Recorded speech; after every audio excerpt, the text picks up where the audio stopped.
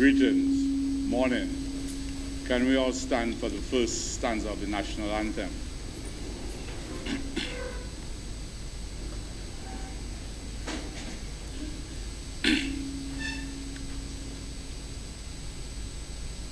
I love beauty, I love splendor, I do also sweet and fair.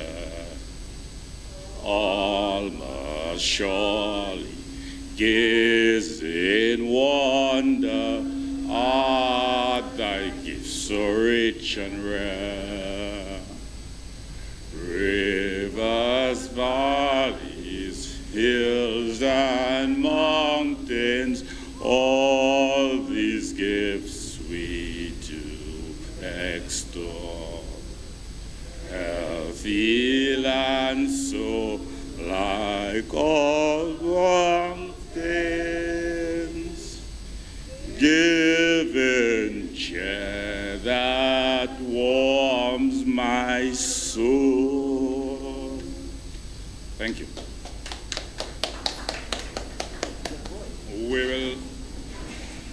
I'd like to invite Father Coffee to prayer, to give us a prayer. I'd also like to apologize for the absence of Reverend William Wati, who unfortunately could not be here, and thank Father Coffee for accepting to do the honors. Accepted under duress. But after hearing Dr. Pascal sing, I think we can start with a little song. Thank you, Lord. Thank you, Lord. Thank you, Lord. I just want to thank you. I just want to thank you. I just want to thank you, Lord. Serve you. Serve you, Lord. Serve you, Jesus. Serve you, Lord. Serve you, Lord. We just want to serve you. We just want to serve you. We just want to serve you. Lord God, we thank you for calling us. Lord, we know it's not by chance that we are gathered here this morning. Lord, let your spirit prevail, Lord, that every word, every action here this morning will be of you and for your greater glory. Lord, you know where we are after this 40 years of journey. Lord, we want to thank you for that journey, Lord. Lord, and as we reflect on what the next 40 years will be, Lord, we ask your blessing and your guidance. Give that spirit of discernment, Lord, that we will hear you calling us, not to do our will, but your will. Lord, we pray in a special way for all our presenters this morning, Lord, that every word that they proclaim will be from their hearts and as people wanting to build this place into your kingdom. Now, Lord, we are reflecting on the nature aisle. What that will be, Lord, only you know, Lord. But what we pray this morning for, Lord, is that your peace and your justice will prevail.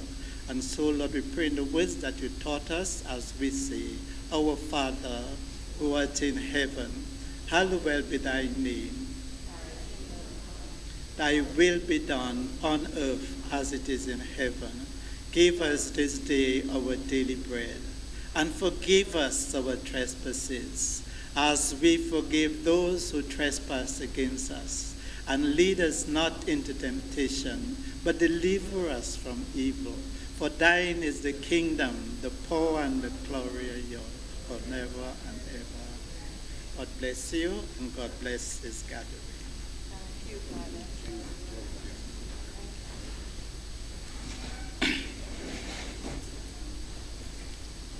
Thank you, Father Coffee.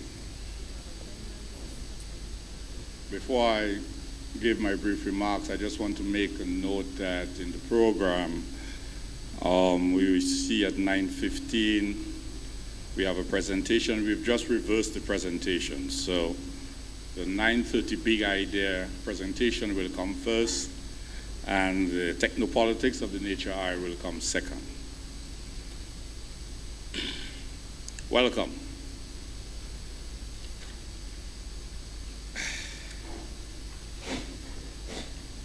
This yesterday, in trying to complete the final, what they call it again? The final, you know, when you're tying up things at the end. Preparation. My living experience then forced me to reflect, because I had never really sat and decided what I was going to say for my opening remarks. But Mr. Simeon Joseph, yesterday, in helping to organize here, made the comment to me that I had to come up here and say some remarks, and I had to, and I have to, and I have to. And I'm like, what do I have to really do in life? What do I really have to do in life? And it brought me to a place that made me reflect on why I found myself 2 weeks ago with this idea that I should do this, or I should get this done with the collaboration and help of several people. And it brought me to reflect on, where do ideas come from? When did this idea that I should do this, where did it start? How did I come to be involved in this that has nothing to do with medicine or agriculture? When did it all start? And like the answer I have come up with another significant question in my life, that's the only answer I could come up that was rational, was the same answer I came up with when I tried to find out, why am I here? Why am I living? What am I doing in Dominica of all places? And my answer to that is really, I don't know. And it's humbling. So that's the same answer I came up with. I don't know. And that humbling I don't know is what I think has me here, because what it confirms to me is what little I know is nothing compared to what there is to know. So, in going back to why they have to, post-Maria, 2 or 3 things happened to me. And those who are close to me can support that I said that the word "my" was no longer significant in my being. Nothing belongs to me. And the second word for Mr. Simeon's information is that I don't have to do anything but live my life, enjoy it, and praise the Almighty. That's all I have to do. So, as Chronix would say in his song, for all those who went to the CO, we do it for the love, we don't do it for the likes. For those of you who are not young enough to understand that, it means we just do it because we have to do it. So that's why I do it. And Nasio Fontaine says in one of his songs that all we have to do is love Jah and live. In coming here this morning, I couldn't help but reflect on this whole issue of the nature aisle, because 7:15 in the morning, I found myself in Maho in a vehicular traffic. 7:15 in the morning, trying to get here for 8, in the nature aisle. And for me, that doesn't really reflect what I think the nature aisle is all about. I sit in my vehicle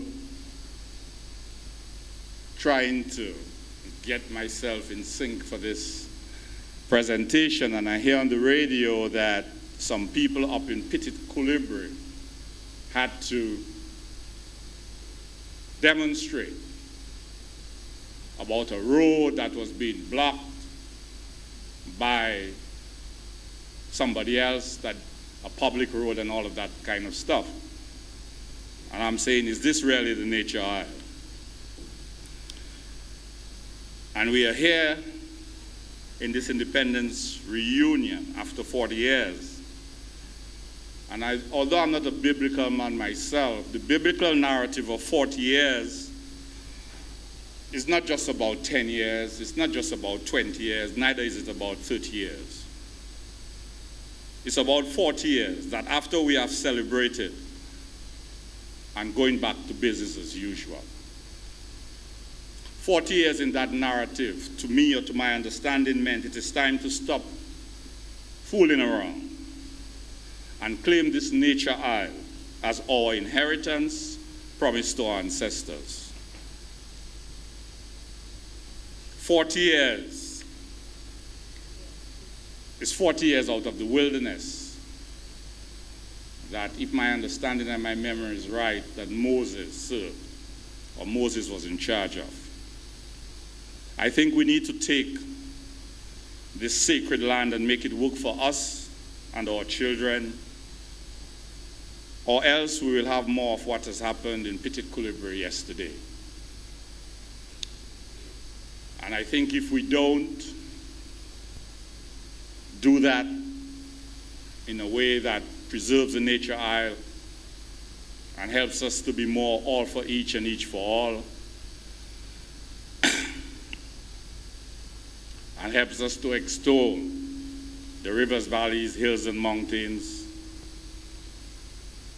others will take it from us and send us back to the plantation.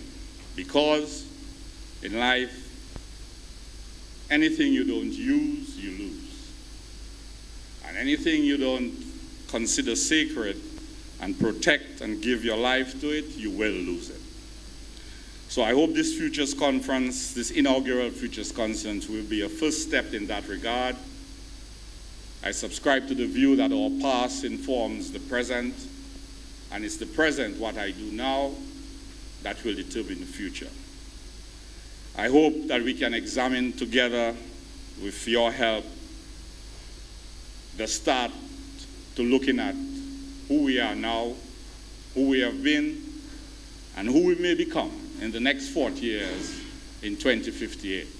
I'd like to welcome the presence of the students and the young people who will inherit this place who have just walked in. I'd like to recognize, thank you, give them a bigger hand of applause. I hope we really prepare in the ground that they can have a much easier future. I'd like to recognize the presence of Mr. Lennox Linton, leader of the opposition, Mr. Ken Vital, the leader of the Freedom Party, Mr. Hubert Charles from the Union Committee, and everyone else. I don't have to name you. You know you're all welcome. Thank you very much. May the conference begin.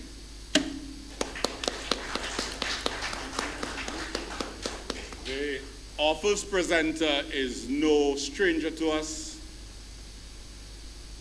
He is well known in our community. He's been around for a while. I don't think I need to read any bio about him. He has become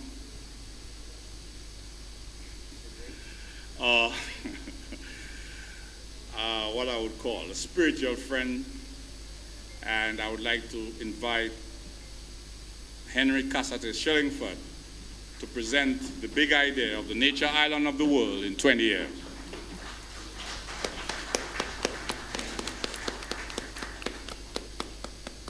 Yes, welcome. Good morning, everyone. This question is, of course, been a burning question with me and the reason I returned to this land of my birth. And I am still in culture shock after 25 years. Because the reason and the work that I've done, and the reason I came back here, and my brethren, Afi, we've walked many roads together to try to get this idea across. In the recent past, I've kind of given up. I felt that it was always the messenger and not the message, and I didn't fit the image of what people felt people should look and act like. And so therefore, rather than hurt the cause, I bowed. And I don't bow often. This is an extremely important issue for the world, and I don't take things lightly. I don't have small talk. I don't talk about the weather or what other people are doing. I talk about deep esoteric stuff of deep eternal importance. And this is one of them. And all of these things mesh, and IP kind of said it lightly. He went through a much bigger emotional trauma to get this happening, because even the person in the room who organized this is here, and I don't take back chat. And so you have somebody who's organized 40 years of independence, and a program over 2 weeks of 40 years of independence of Dominica, and there's not one intellectual exercise in the whole program. So it's pure mushware and, madras and so on. But the depth, the person of who we are, and we're so special. We're so special naturally and culturally.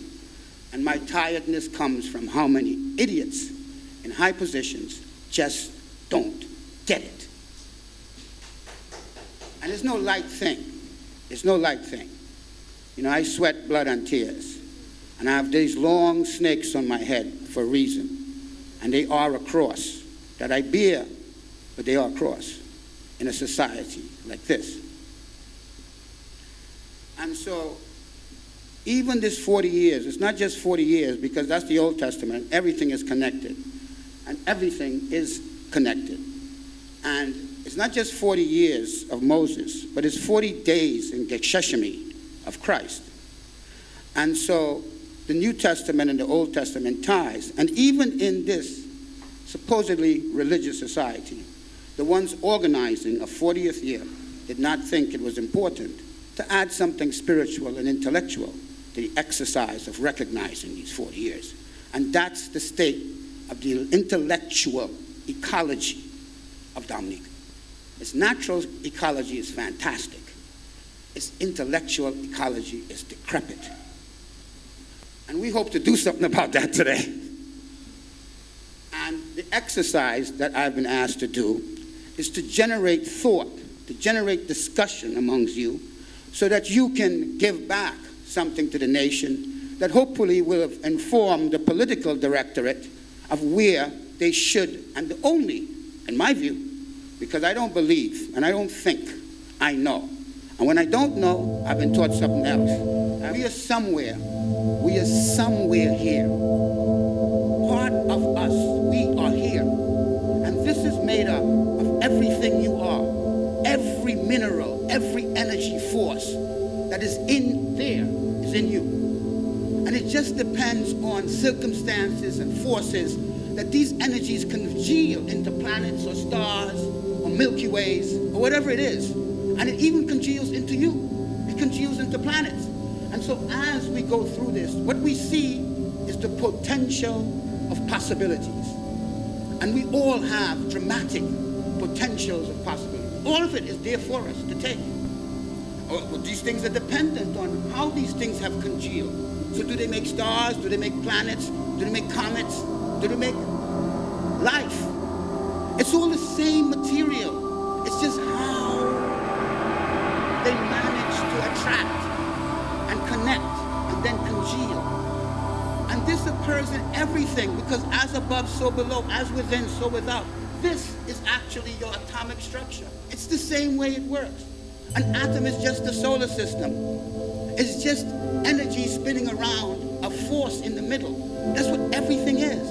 Nothing is different. Even from out here to Lodi. It's the same scientific material that everything happens from. So as we flow through this, somewhere in there,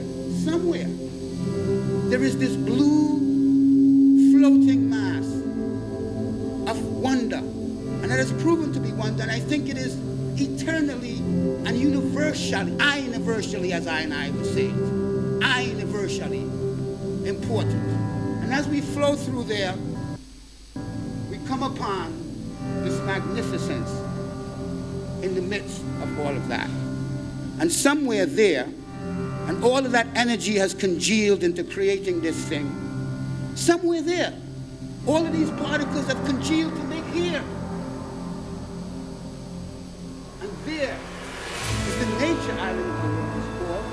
And it is things have congealed in there to make you. And to make the Guamang. And to make the Gomye. And to make the Layu. All of these things specially have congealed there. This nature island of the world, also you have formed in the same place, so you're the same kind of material and have congealed in kind of the same way and has created wonders. And remember, with all of this, small is really beautiful. And this small place is really, really beautiful because... Are you breathing? Living in our big cities may result in asthma, emphysema, and cancer. City pollution is far more harmful than smoking. The air we all depend on is being poisoned. Are you still breathing? Change starts when we realize there is something more. And this is what it looks like when you get real close up to it. Are you breathing now? It's a pretty special place. And I've been a lot of places. Beginning, middle, and naturally. Here, life is not to be conquered or accomplished, rather to be experienced.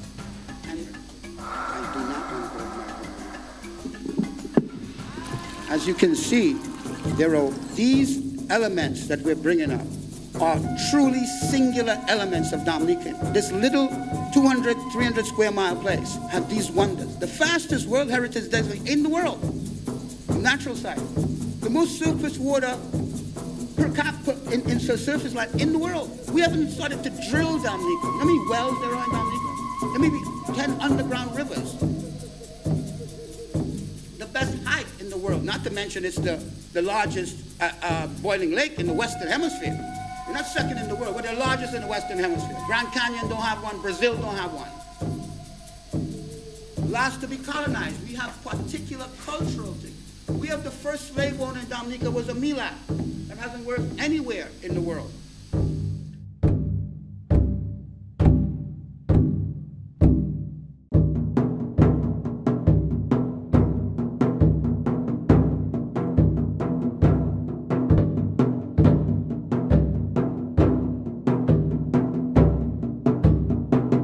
So it's like we have sperm whales. We're an island of remarkable oceanographic coral whales. We haven't started to look. We have 100-foot oceans 50 foot out.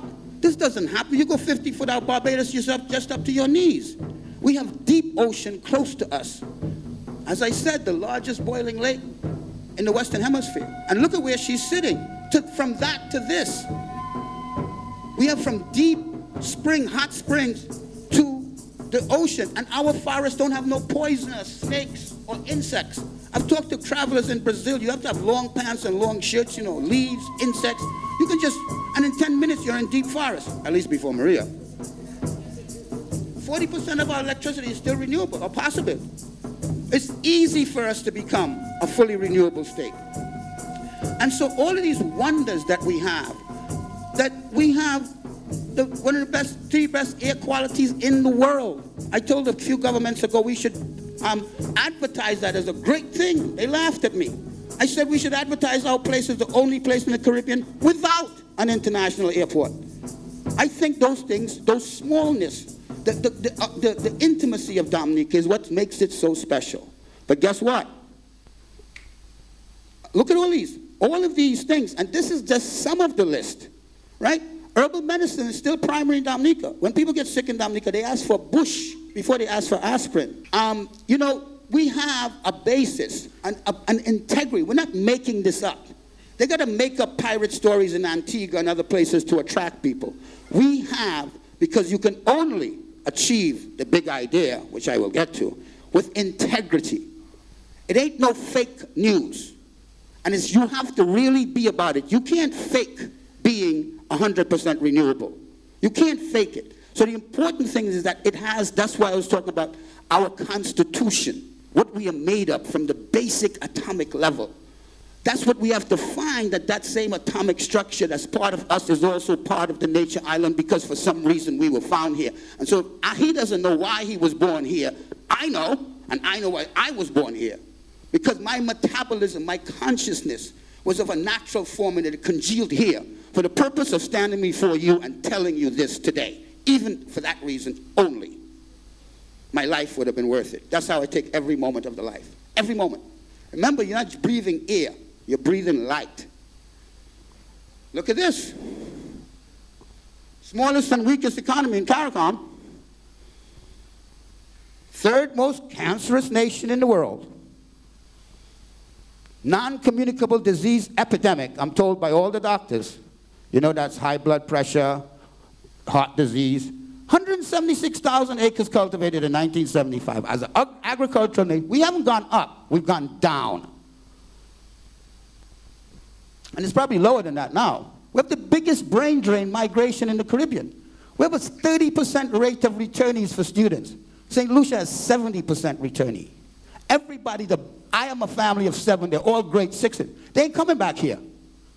Look, ask yourselves, how many of your family are here? And how many have gone abroad? And how much of your children are here, even if you're here? And this is a serious thing for Dominica. We're creating brilliant minds, but they're not staying. The dregs remain. We're the nature island of the world, but we have not one natural scientist or a PhD. We don't have a marine biologist. We're one of those geological wonders of SIDS. We don't have a geologist. You know what insects we have? We're the largest beetle in the world. Do you know Egyptians worship that beetle? We don't have an entomologist here. That's the study of insects. We don't have a botanist. We don't have a botanist. But we have 70 lawyers. 70 lawyers. What are they adjudicating? How to steal? Yeah, I'm talking to everybody in here. And I'm one of them. You know, if you lay down with dogs, you got to get up with fleas. But I'm not talking about lawyers, I'm talking about law. Western law. Everything Western, I'm saying this, you can call me racist, or everything white people ever did, created, was bad. Especially bad for black people. And they, white people, Europeans, have to bow. It always is political, but it's really about that. Because these are caused by white culture, European culture. Let's make no bones about it. The world hasn't been destroyed in the last 300 years by man. No, by white man. Chinese didn't do it. Indians didn't do it. Let us be clear to the white people in here too, because they got to be honest. They have made this problem, and they have to say and do some reparations about it. But anyway, let's not go down that road. But look at where we are. So we have this wonder, this nature island wonder, but this is our situation. So how do we resolve this? What do we do? Well, we go back to the beginning where the slideshow began. And we have to think big. We have to think big because we have to think global. Because we in this global, we in this you have to think universal. But you have to act local. Because you can only act. For much wonder that the Almighty gave you to see the universe, He put you in this little body that can just walk and can't fly. So there is a balance that has to be created. And that balance of bigness, big idea and small is beautiful, is what we are recommending to you. So this big idea, what is this big idea for small is beautiful? The big idea is to seriously make Dominica the icon of the United Nations, a society which can and does use natural solutions as the basis of their production and the ethos of its people. Because you only can produce what you actually feel. You can't fake it as again. You can fake doing fake stuff. But you can't fake doing real stuff. And where no part of nature can be illegal. Because this was part of a bigger presentation. But I will not go in the full presentation. I hope you will go there. And so this is what why, I should say.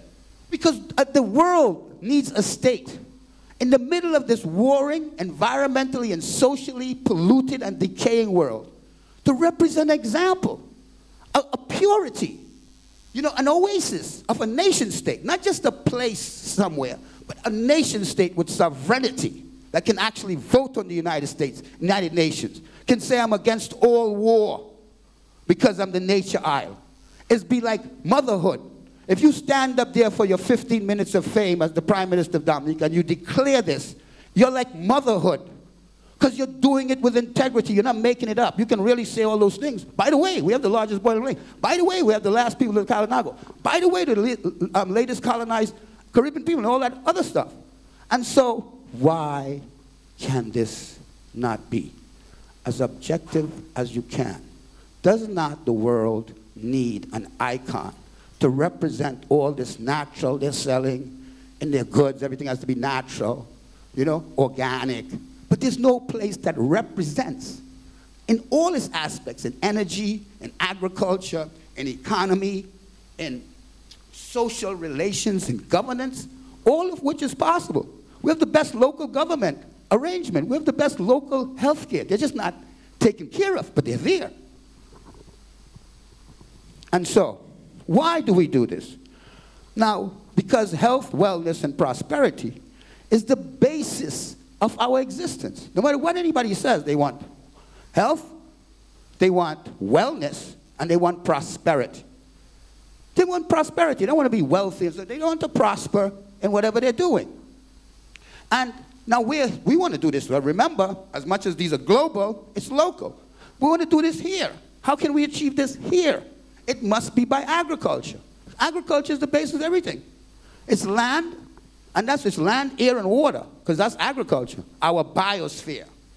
And so we want to do that and create our consciousness from that. Our consciousness is agronomical. Our consciousness now is economical. We're going to get the next money. But agronomical is how do we create goods and health and wellness for ourselves from the land. Everything comes from land. Now, we need land use and land reform to get there. There's clearly too many abandoned estates and too much disparity of distribution of land. And I'm part of the family that dominates the imbalance. And that really needs to be balanced. And so, but how do you do it constructively? Which is what we hope in your groups that you will. These are the things you have to be thinking about in your groups. How do you achieve this? And this is achievable from light industry and agro-process. This is what we did before the white man came. We made our own stuff. There's nothing, but agriculture, you can make your own jams. You can make your own teas. You can control your economy. When Plato said economy, and the economist in here will correct me, it means taking care of your household. That's what economy meant. Now it's just expanded, and now it's megalithic economy. You know, I don't know what that is that's out there now. And so those are our basis, the consciousness of our being, our cultural and political life, and then our economic life. Those are the elements. And those are achievable by real things. Renewable energy, organic agriculture, because, as I said, if you're going to be a nature island, you can't be putting Grammar Zone, etc. It has to be total, and it's organic ag. And we're dealing with not just agronomics, but environomics. Now, we creating words because them words from them ain't good either. So environomics, why? Because it's our economics, our nomics of our environment. So we're going to adjust our economic to our environment. Now, environment is more than ecology. Environment is all the things built and not built that makes the space where you are. And so we're going to have environmentonomics. And we're going to create that through value chain participation. The normal Western model is that somebody produces, he sells it to you, and then you do value-added thing. Classic example is that Italy don't have no coffee. It don't grow no coffee. It buys coffee for $1 a pound, roasts it, and grinds it, and sells it for 10 and 11. And that's the classic colonialist way. We want to control that value chain by having smaller cottage industries, limiting our desires, but just wanting prosperity instead of greed and wealth. And then our healthcare will be preventative. Because what we have here, as my colleague has so eloquently taught me, what we have in the West is a sick care system. Because you're sick, and then they try to take care of you. And they don't do it very well. So we want to prevent you from having to be sick. So our deal is preventative on a deep level. Psychologically, too. You have to think your health, this Western idea about your psychology is separate than physiology. I don't know where. My mind is part of this. And ancient medicine never separated the two. That's why when you were sick, you had a spiritual problem, too. And so this idea of psychology and physiology is another Western construct that has nothing to do with reality. It's pure fiction. It's fake, like everything else they are. Fake news. So this education now, we also have to underpin it by education. Now this education isn't repeat after me. Again, it's systems understanding and dimensional understanding. Like the first thing, like I'm into teaching children, but the first thing a child should see as he starts school is a globe, not a map, and see that he is, that's like the picture I showed you. You're part of something else. There's something bigger than you and bigger than that and bigger, bigger, bigger.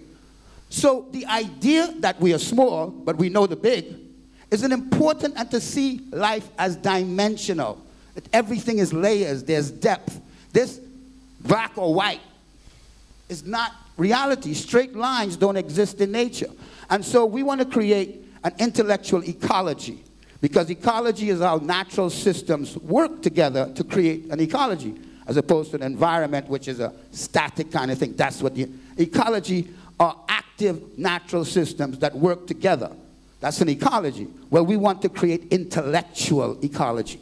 And we can do that by participatory learning. You don't just learn in square brown rooms on square brown desks, taught by square brown boards. That's nothing is square or straight in nature. So you use nature to teach them. You can teach them math by learning the rate of a river. Put a twig in the river, how long it takes to get from there to there. You can learn mathematical concepts. This idea of abstract learning of the Western mind is clearly not the best way to learn.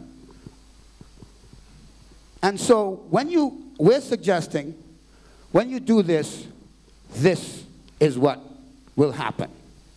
And this is the classic, if you will, ancient fullness. Because you have health, wellness, and prosperity as your overall umbrella. That's what's keeping you one, that's congealing all those things, all those energy forces we saw earlier. But that's being done on the land, and it's being done agronomically. That's the second layer that's buffering you and protecting you and nurturing you. And then it creates a way of life. So you have a social, active, interactive with your neighbors, a way of life. And then that means the production of goods. Now the production of goods is even babies, right? That's the first good you produce, right? So production of goods is a fundamental part of humanity. You can't just sit there and do nothing. You won't feel human. You got to produce something, even if it's a belt, a watch, a statue, a person. So production of goods is a fundamental. Now, the bottom part is what I haven't mentioned, but it's the dark matter. It's the invisibility, right? It's what is the intangible, and that is culture and art. Because of that underpins all of these practical, physical, fleshy things is the intangible. It's, like I say, like these guys, these Rockefellers, they have to mine and think to get millions of dollars, right? Michael Jackson made millions of dollars out of nothing, because we know everything comes from nothing. So he sat there and he said, I want you back, A, B, C. So he, from his concept, he snatched millions of dollars from nothing. That's what we do. We make something from nothing. And when the chips are down, that's when we have to, because another thing is polarity. So as bad as it is now, really the best is just on the other side of the coin. That's what also high consciousness, it's just polarity. Actually, when you're lowest, you're closest to the flip. And so, because we've gone so down, but once you go down, what's the other side of down? Up. Right? And so, as you feel that Dominica is so under stress, it's actually the exact moment for now, because before you woke up, you were asleep. And so we leave you with these thoughts. Oh, well, one of the ways that we thought we would do this, I don't think we need, but basically you need festivals. Like in Africa, there was always festivals, but it was about a god. It was about something. It wasn't just Siwo. So festivals have to have purpose. Siwo is good, but you got to fet with purpose. You have to fet with purpose. Reggae teaches you that. So you can listen to psalms and rub-a-dub. So you rub-a-dubbing with purpose. You understand? And so I won't go into the details, but we have all, remember this is part of a much bigger presentation, which we're allowing you to engage in to give it even more flesh. And so we leave you with these ideas to ponder in your groups. Small is beautiful. The potential of possibilities. Imagining a new world is possible. You just have to imagine it. We imagine Rasta, we imagine dreads and beards, and look how we now. In less than 100 years. You imagine something and you feel it, you can make anything. The stone that the builder refused will become the head cornerstone. And just as Dominica is the stone that the builder refused, it can become the head cornerstone. Because it didn't have enough flat land for care. So it missed that whole colonial thing. Or it didn't have beaches for tourism, so it missed all of that. Well, we have what we had, and we still have it. And maybe it's the stone's turn. In the beginning was the Word. And so this is the beginning. This is my word. But all word, all flesh first begins with the word, with the idea. And man can speak, and I can share ideas because we are the highest being. And so in the beginning of this process that we're now sharing with you is my word. And we trust it will take on flesh. We have any more? Right. Most important one. You have to think global. You have to think universal, because we're all one. We're all made of the same material. But you have to act local. So how, knowing all of this and that we're all one, how do we take what we're here and make that and be engaged in that larger, bigger thing? And this whole idea that we're all connected is fundamental to Buddhist thought, to ancient African thought. Again, it's only Western religion that creates fighting and war and so on. If we get back to because it is that, it's a cultural thing. We have to get back to our essential Africanness. We really do. We can't be following these guys that have set up a system to keep us oppressed. It ain't racist. We're trying to defend the most ancient race, but also defend nature. These guys aren't just attacking you. They're attacking the water, the air, everything.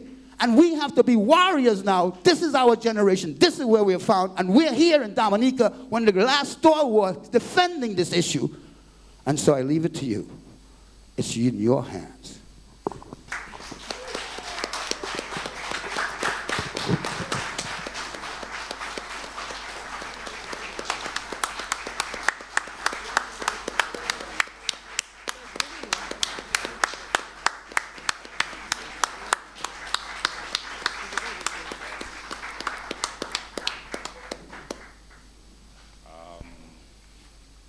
Big idea, Henry Shillingford. Thank you very much, Henry. And can we have another round of applause?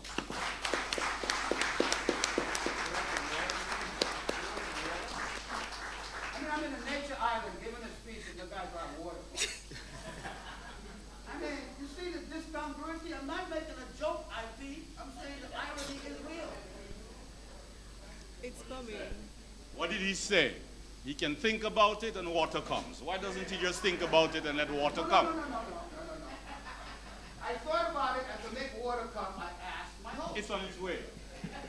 It's on its way. Thank you, Henry. That was wonderful. I'll leave it up to you to see how you process all of that and make the word flesh. Our next presenters, do I need to introduce them? Yes. Our next presenters, I don't even know where to start. There are a couple of Dominican, born and raised in Dominica, who now live and study in Toronto, Canada, at the University of York, specifically. They will do a joint presentation on what you see there as the techno-politics of the nature island of the world. And as you see, there's Henry coming from where he has come from in the beginning. And we have the present, the technology. And I know when everybody saw techno-politics, they say, there goes IP again, with that politics thing. Well, it's just a word. I don't call what I do politics. I call what I do my life. I live. So, Albert Bobanis is an honors BA double major, has an honors BA double major in Women and Cultural Studies. He has a master's of social and political thought, and his major area of research is the socio-economic and cultural and political impact of cell phone technology due to deregulation of telecommunications industry in the small island state of the Commonwealth of Dominica. He is presently a PhD candidate in social and political thought at York University, and there his major research is mapping of the causalities of mobile technology in small island states through the lens of techno-politics. So that's his words, not mine. I apologize to Brenda, Mrs. Banis, for actually introducing Albert before her. In the tradition, the ladies usually go first. They usually get first credit. And I do apologize, Brenda. Oh, that's fine. We are one. Brenda Banis is an honors BA, Bachelor of Arts, has an honors Bachelor of Arts, summa cum laude, a double major in Women and Cultural Studies at York University. She has a master's with a double major in Communication and Culture. Sorry if I don't seem to be, it's heavier. Doing a joint program at York and Ryerson Universities. And the thesis is what caught my attention and maybe helped me to persevere over the last 2 weeks, because I just couldn't get it out of my head. Her thesis is something called, could net help reclaim community? Could net, let's forget about the net. Could is what got me.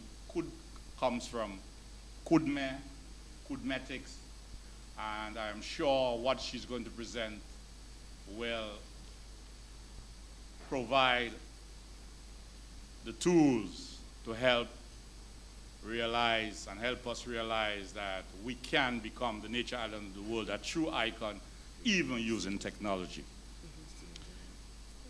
Without further ado, I will invite Albert and Brenda to give you their presentation. Thank you.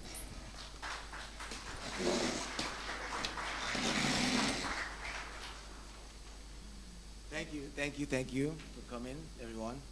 I must say, IP mentioned the word politics, and because we have politics in front of our title in terms of techno-politicians, it comes from really the fact that I'm coming from a School of Women's Studies, and the mantra from the School of Women's Studies is that the person is political.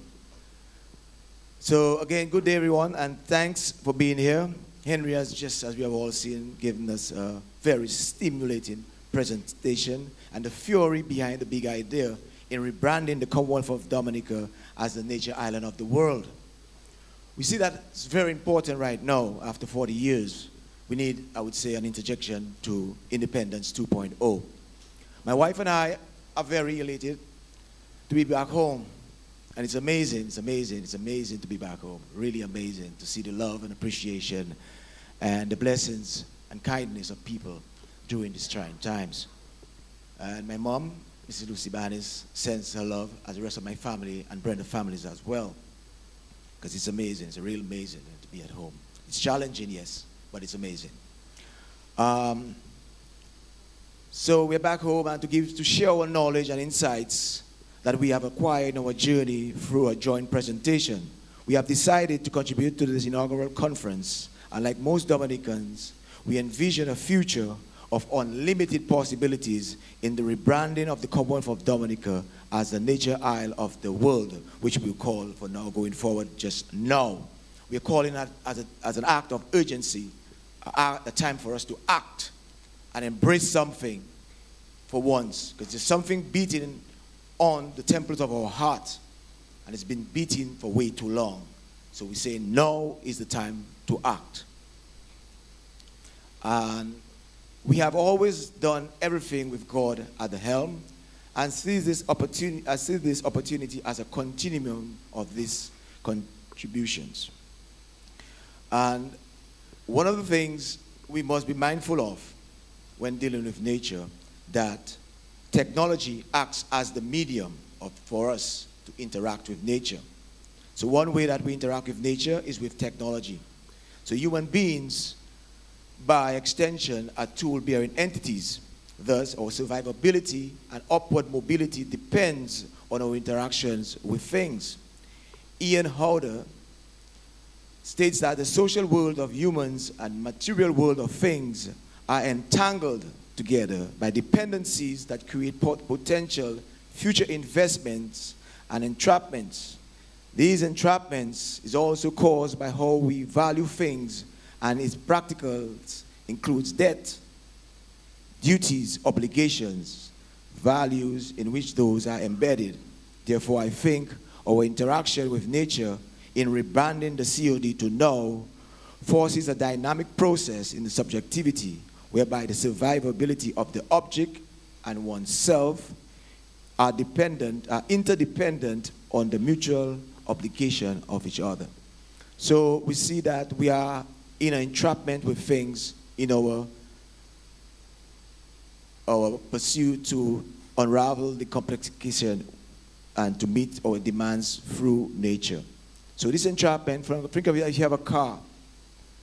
A car is nothing without the debt that is involved with it. You are duty bound and obliged to take care of that car if you want to drive that car.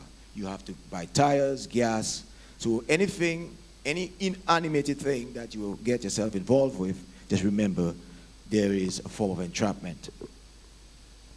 So this academic presentation is a theoretical and practical map that strives to examine independence 2.0. So like I said, we're looking at this as an upgrade. From the implication of cultural and socio-economical perspective, through the insights of techno-politics and kinetics, which Brenda will give some more insight about.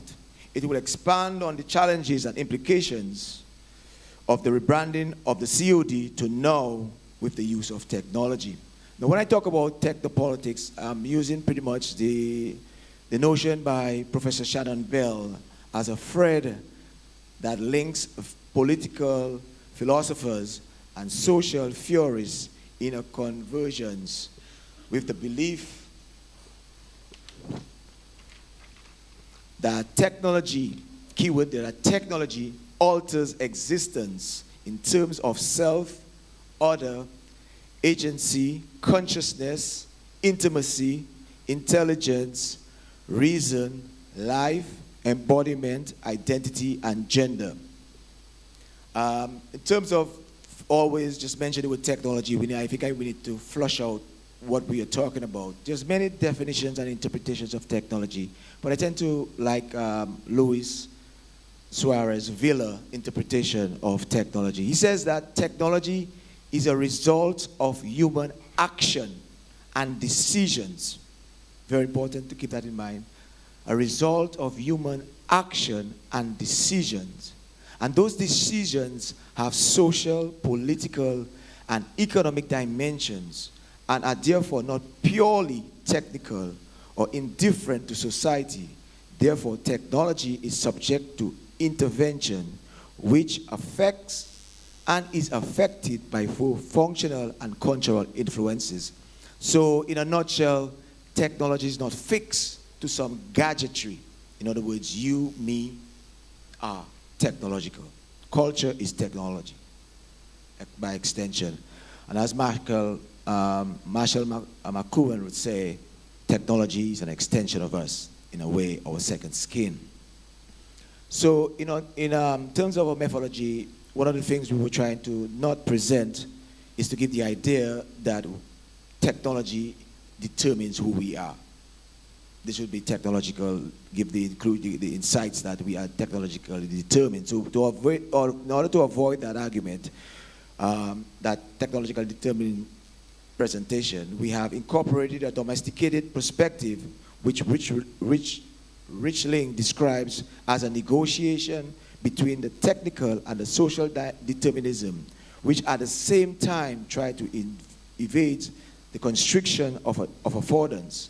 In addition, the domestic perspective, according to Ling, assumes that we arrange our lives and define ourselves vis-a-vis technical objects, and that technical devices have consequences for the arrangement of our everyday lives. Affordance is really a technology that allows the restriction on meaning and use and the potential for action. So, like I said, the complexity of nature. Nature is so complex in its simplicity that I'm proposing that no one particular theory can hold. So what we will try to do is present a multidisciplinary approach using social theory to tackle that quest. So if we take a panoramic view of technology as a transforming entity, then one can see the forces that uses technology to shape not just our society, but also our humanity.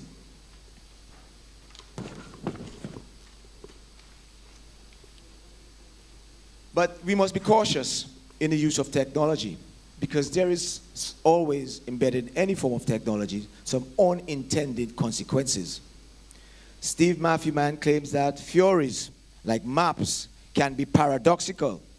They can be seen as works of distortion, since they reduce the three-dimensional world to two, and maps can sometimes lose meaning of their intent.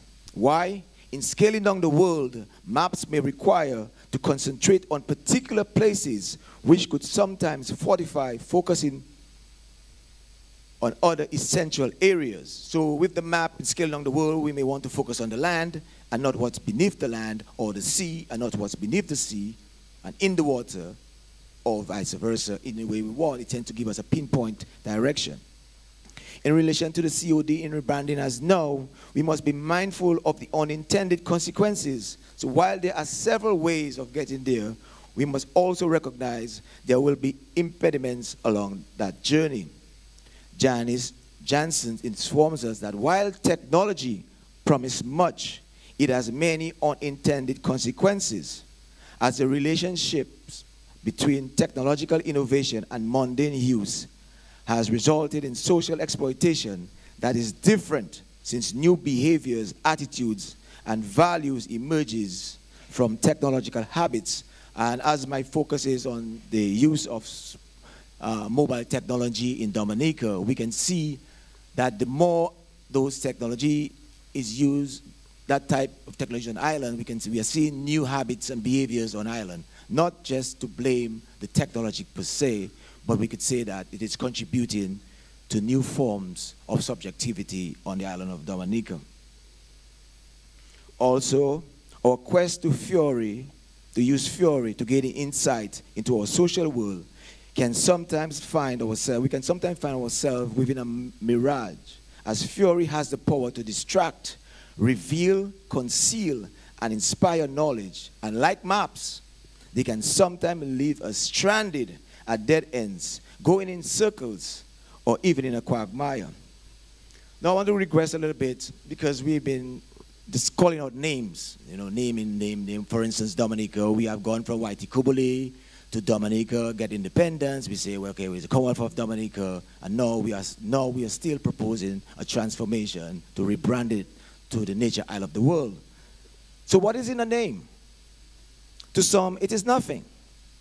To others, it is everything, or even something that is in between everything and nothing. However, whatever it is, it remains just a name with its own agency, and in our case, it is now the nature isle of the world. There is always something within this equation. When people know things and others by a name, there is a form of sentimental attachment, but also caution and resistance. The COD has always been referred to as a nature isle, which gives us a starting point. But that nature isle has always been a nickname. We want it to be the name right now. So the more we know the names of our ancestors, brothers, sisters, neighbors, communities, traditions, etc., the better we are able to express our love and devotion for worship and a welcoming community where we are all equal but different based on the virtuous principles of nature. Through those principles, we are stronger for the encounters of the stranger in our midst, or place, one could say, while we make others feel welcome. Space make place, according to Sarah Ahmed, and as such, we must be guided and the protectors of that space. Moreover, that space, referred to by bell hooks, should be looked upon as a site of resistance and rejuvenation. So it should be that space. The nature isle should be that space where we come after a hard day's work of the everyday to rejuvenate and start the battle again for the next day. That space, I believe, has no limit, is not limited to a geographical confined space, but one that is bundled up within one's roots and routes in this cosmopolitan, globalized, technological, interconnected world. As such, no matter where you are, the type of cargo that you carry, who or what you are with, your belief system, your belief systems, your humanity will always embody the essence of the nature isle, rebranded as now. This remapping is based on the rebranding of the COD as now, based on the fury of the big idea. It is a society which recognizes its heterogeneity for a more democratic, equitable, and environmentally sustainable place within a technological, interconnected, globalized world.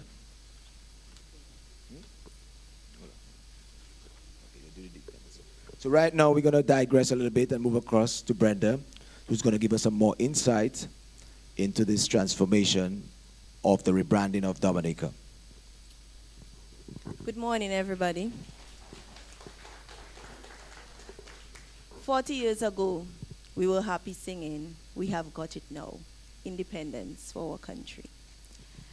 And I'm sure many of you all, 40 years ago, we were very happy singing, "We have got it now. We have got it." Independence for our country. And I am sure after 40 years, many people who were privileged enough to have been part of that independence remember those days of when they were fighting to get there and they finally achieved independence. Wikipedia tells us that independence is a condition of a nation, a country or a state in which its residents exercise self-governance. So we have got it. But now, this is 40 years later. And we have to start thinking of how we are going to take ourselves as an independent nation for independence 2.0. You see, everything is technology. So now it's independent 2.0. It's an upgrade. So if we think of ourselves, if we think of our own bodies, we were once small babies, we grew up to be teenagers, and then we started getting older.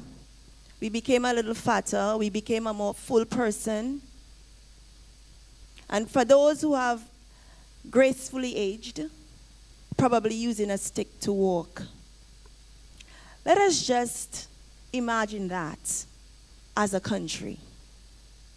Let us just make that link as a country. Because we started as a small nation, as Dominica, we became independent.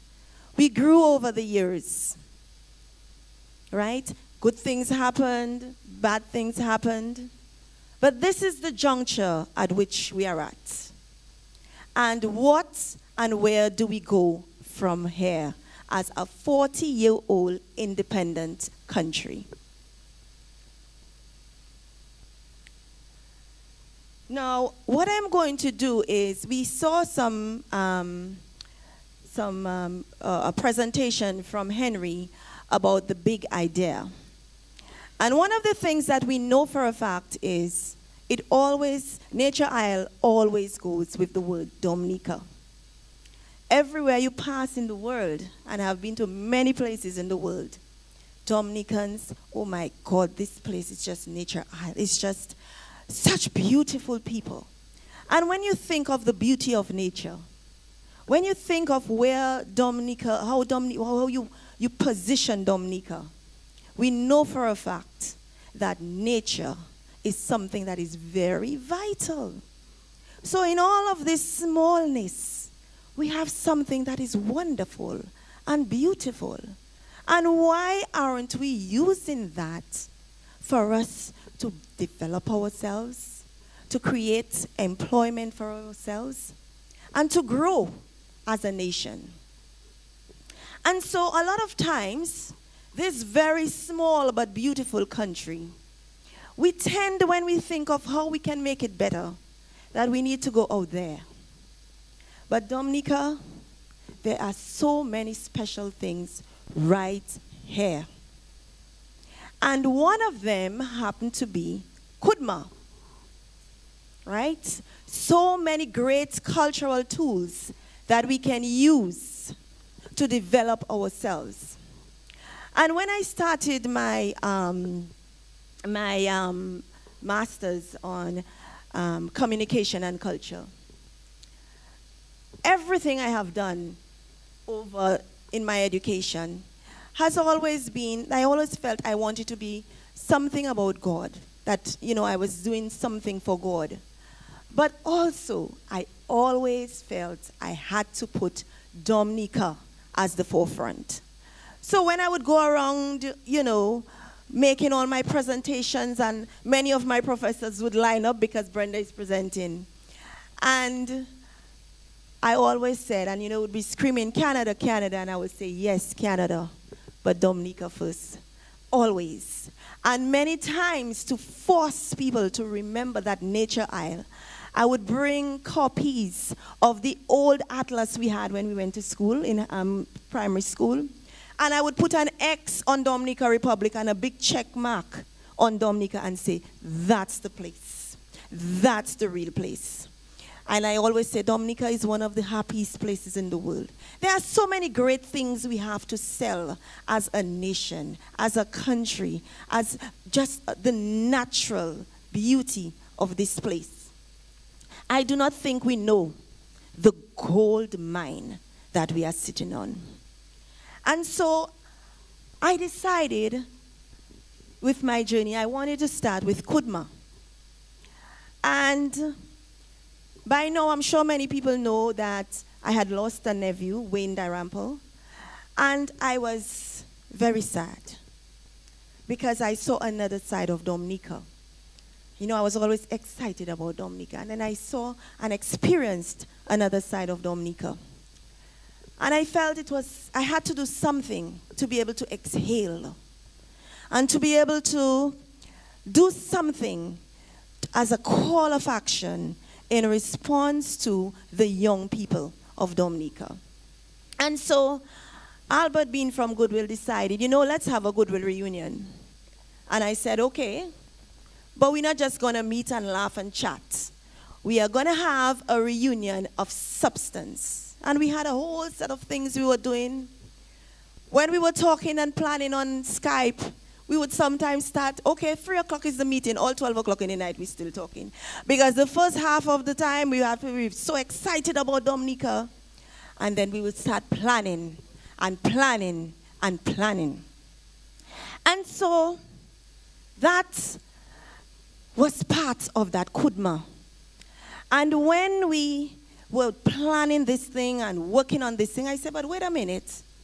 This is a Kudma, but not a real Kudma, you know, because we were in Germany, we were in Holland, Dominica, Canada, all over the place. And I said, this is a Kudma, but it's being done virtually. And I started to think, and I say, Kud from Kudma, but we are doing it virtually. Net, it's the internet. And I say, wait a minute, this is KudNet. And I was so excited that we now had we had brought Dominica, we had bring in Kudma in a technological way, KudNet. And yes, when we think about Kudma, and I'm sure some of the young people at the back who probably are not so certain of what this Kudma is about, we would remember that many times people had to build their houses.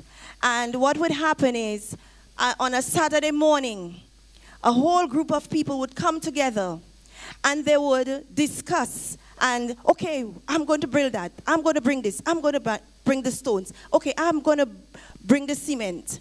And the woman will say, okay, we will bring the food and we'll cook a broth. And people would come together and they would make that foundation. That was one less big money you had to put to get that house built. Today, how many of us are doing that? Maria should have been a wake-up call. Look down your streets. Look at your neighbor's house. How can we help to build and fix those houses together? That should have been a wake-up call. We didn't need anybody out there to do it because we had that cultural tool of Kudma. But Alwyn Bully made us aware that Kudma was starting to reduce because of religion. Everybody wanted the true church. And politics. Well, you're not in my party here, so I myself not helping to fix your house. Or you're not in my party, so I'm not helping to do this. How did we allow ourselves to make religion and politics not help us to continue to build our land? How did we allow that, Dominica? How? And so, with Kudma,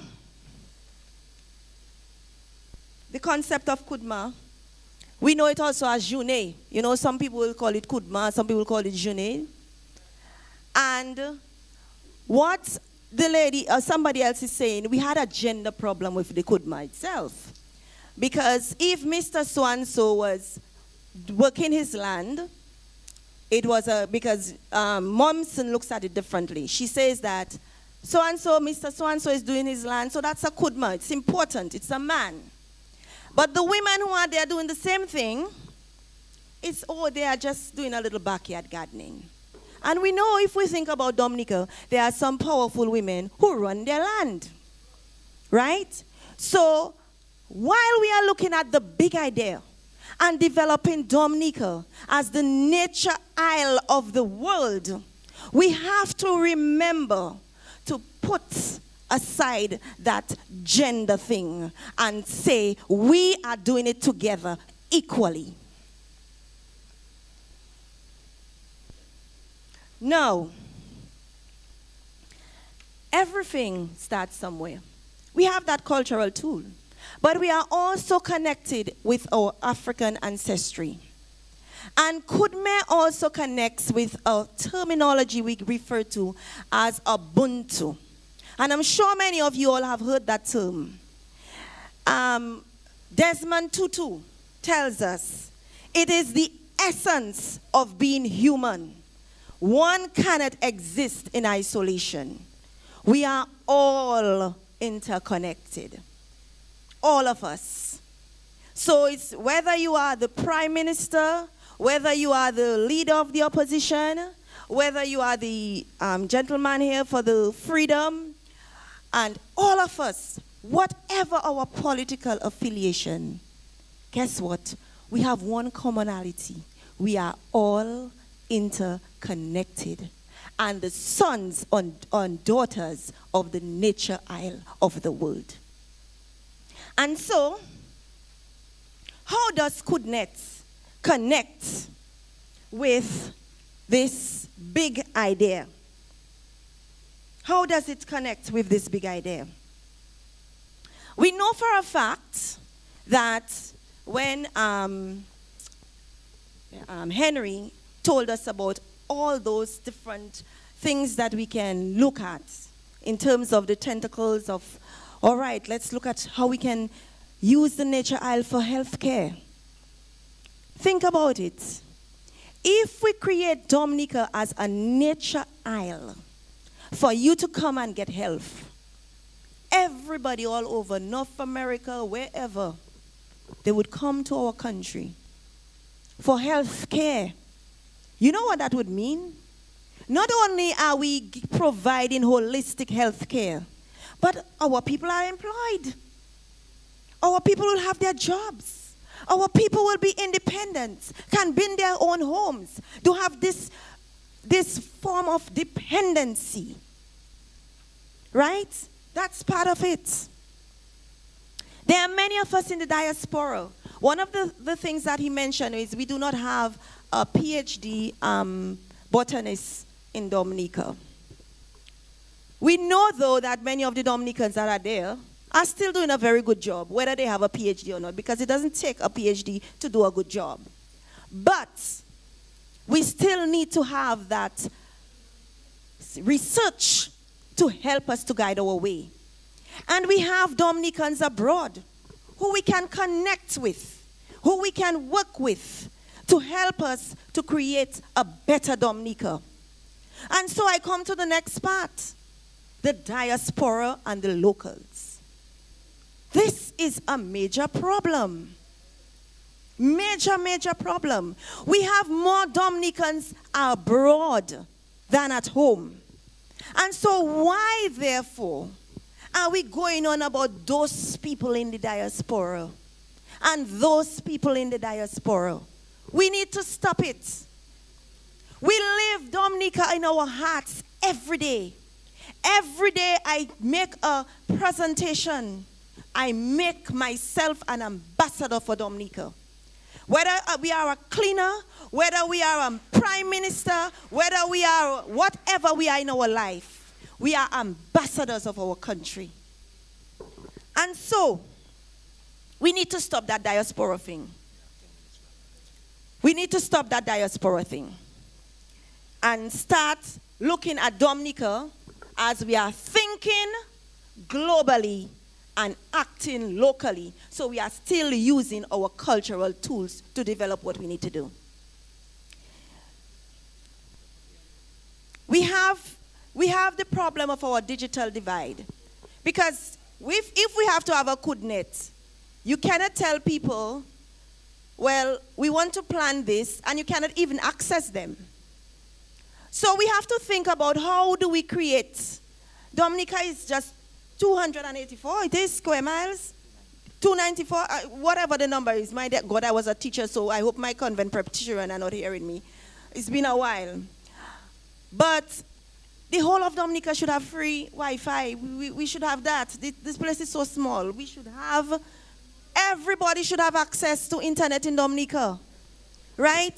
So let us do something about that. So when we have to plan and we have to do those big ideas, you cannot say, you know what, I don't have the internet. I cannot find the internet. No, it's there for you. And it's available so that we can use the internet for us to develop ourselves with Dominicans at home and abroad. And so, it is time for us to say, to end. So I'm going to just pass on the mic a bit, 1 minute, to my husband. Yeah, so in conclusion, I would like to quote, thank you. Thank you. We also send our prayers for this young lady who we just found out is in the ICU. And we pray that she recover speedily, some way, some shape or form. That's why we have the absence of the doc right now. But in conclusion, I would like to say that Ken Greenfield reminds us that choices not only defines us, but has consequences. And so in rebranding the COD to now, one must be cautious with our choices. Also, he argues that choice is a ready-made frame that is used to reject movements supporting social justice, civil liberties, or economic rights, since opponents can suggest that a people's current behavior is a reflective of their choice. We must acknowledge that the universe also is a gendered space, and as such, the earth is defined by its femininity. And by that, we must make women at the center, as we know that it is Mother Earth. Therefore, the future of the Nature Isle will be spearheaded by the empowerment of women and men as equals, recognizing our differences. I believe that language is not about what has been said, but rather what could have been said, that which was never said, and that which might have been heard. It is an in-between means of communication. And so in conclusion, as we continue to think about rebranding Dominica as the nature isle of the world, and that is very exciting, you know, I don't know about you all, but to rebrand Dominica as the nature isle of the world. You know, they have been saying it in passing, people, we have our little nature isle of the Caribbean. Which Caribbean? Of the world. And so we have done a little mapping of how we want to use technology because of the fact that so many Dominicans have migrated. But there are a lot of professional Dominicans who can help. And whether it's abroad or local. And so let us not get mad. You know, so-and-so over there, and he's made that taking the guai. Because so-and-so over there is thinking very seriously about you. And taking the guai. When Maria was happening, we were there. I was working from home, and I was there helping Albert to forward the coordinates to people to know where the eye of the hurricane was. So never believe that you are not in our hearts. And so we have to connect with how we are going to think about rebranding the Commonwealth of Dominica, which is your COD, Commonwealth of Dominica, with the nature isle of the world, NOW. And it is now. Now. Don't delay.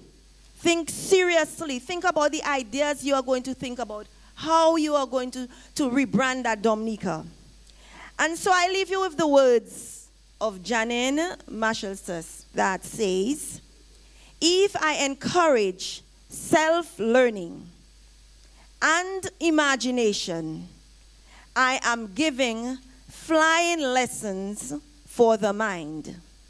And so, we hope together, Albert and myself, we hope that this presentation provides a new frontier that opens your mind to discover and explore something that is new and different. Thank you.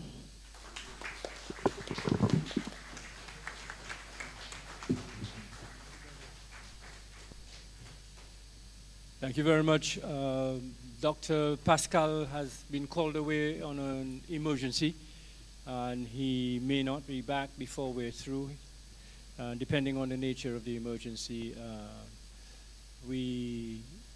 our thoughts and our prayers are with the person that he's gone up there to attend to. I want to thank Brenda and Albert for their stimulating presentation, and I particularly think it's relevant right now for the young persons. These are young people too, right? And this could be you, and should be you. You know, We also want to thank Henry for his stimulating opening presentation, which I know will stay with us for a long time. We're going to take a short break right now, during which we will rerun some segments of Henry's presentation, but we're going to take a 10-minute break, and then Linton Scotland is going to be the person assigned to organizing the groups, which we will do immediately. Linton, do you want to do this now before the break so that people come back after the break knowing where they're going to? Yeah? So let's welcome Linton Scotland to the microphone. And you had a brilliant discussion with Ferdinand Frampton Monday evening. Thank you so much for that as well. And Linton will tell us how we're going to be organizing the groups. So good morning all. I will do this. Might be much better. So what we're going to do, again, great presentation this morning. I was so stimulated by what Henry shared and also what you guys shared, just thinking about the rebranding the Commonwealth of Dominica to the nature island of the world. And there's a lot of things that we have to do in order to get there. What I'd like to do, though, is, as I made a quick check, we have about 60 to 70 people in the room. We have 5 breakout sessions that we will be going into. And so what we'll try to do is have you count off from, so what we'll do is start 1, 2, 3, 4, 5, and then go 1, 2, 3, 4, 5. So just remember the number that you assign, and that will be the table that you'll be assigned to.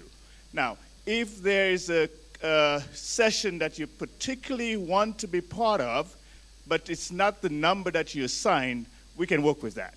But at least it gives us an idea of even distribution for the tables. Does that make sense? Okay, great. So we'll start that. Okay? So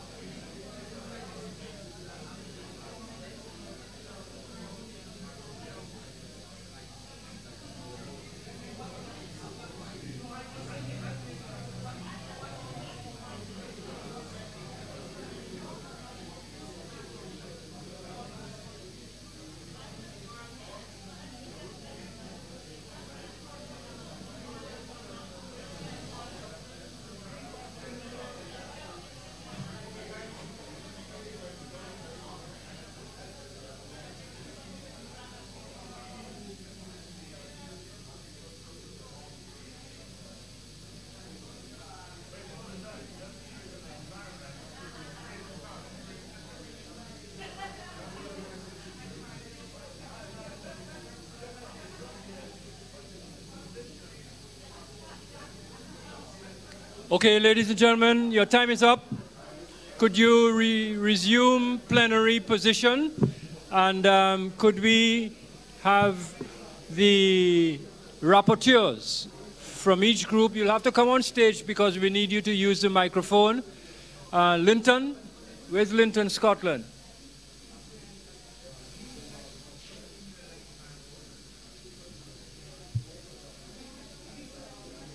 Okay. All the rapporteurs, each, come on stage.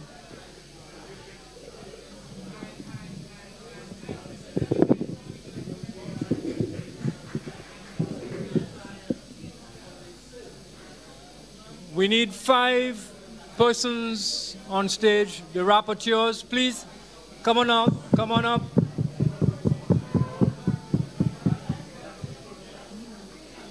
Group 1 rapporteur.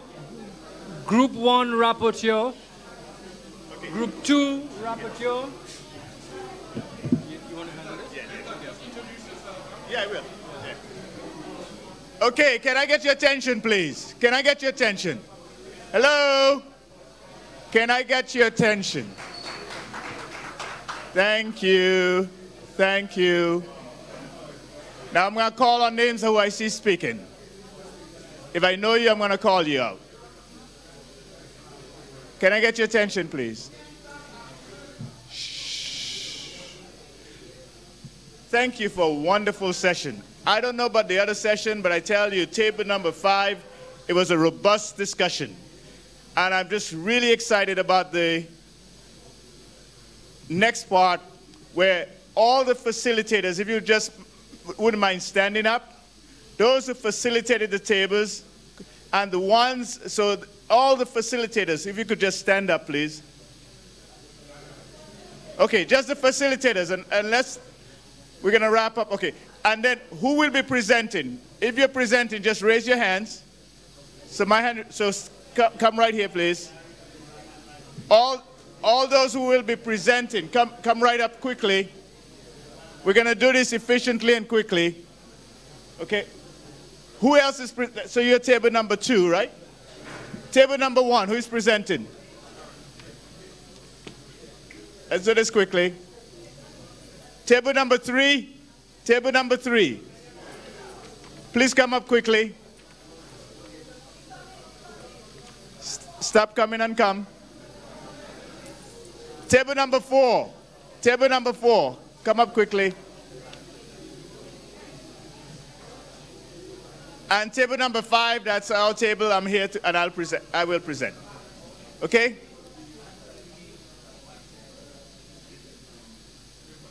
We got it?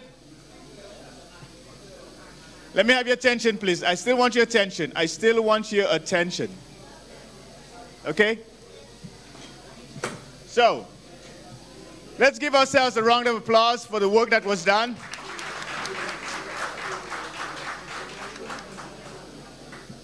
And so we're going to start the wrap-up session right now.